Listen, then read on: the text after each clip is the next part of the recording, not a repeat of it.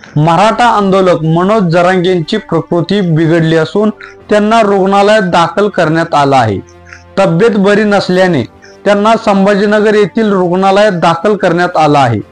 अशक्तपणा जाणवत असल्याने जरांगे पाटील रुग्णालयामध्ये दाखल झाल्याची माहिती समोर आली आहे।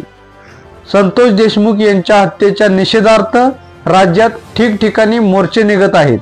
आज जालना येथे मराठा क्रांती मोर्चा आणि सकल मराठा समाजातर्फे जन आक्रोश मोर्चाचे आयोजन करण्यात आले होते।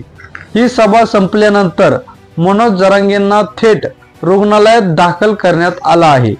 तब्येत ठीक नसल्याने जरांगेंनी आक्रोश मोर्चात भाषण देखील केलं नाही। मनोज जरांगे काय म्हणाले? कंबर दुखत आहे, पायऱ्या चढायला उतरायला त्रास होतो, पण उद्या धाराशिवमध्ये मोर्चा आहे, मी त्या मोर्चाला जाणार आहे असं मनोज जरांगे म्हणाले।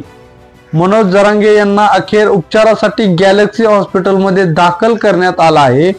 यावेळी गॅलेक्सी हॉस्पिटलचे डॉक्टर प्रदीप चावरे यांनी सांगितले की जरांगे पाटील यांचा बीपी कमी आहे, पाठदुखी आहे, त्यामुळे त्यांचे सीटी स्कॅन करण्यात येणार आहे। रिपोर्ट आल्यावर त्यांच्यावर पुढचे उपचार केले जाणार आहेत। मनोज जरांगे पाटील यांनी आंदोलनाची तारीख जाहीर केली आहे।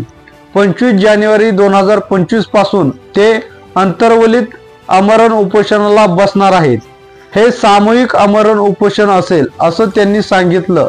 म्हणजे ज्यांना स्वइच्छेने उपोषणाला बसायचं आहे ते बसू शकतात, पण कोणावरही जबरदस्ती नसेल असं त्यांनी स्पष्ट केलं। परंतु त्या अगोदरच तब्येत बिघडल्याने त्यांना रुग्णालयात दाखल करण्यात आलं आहे।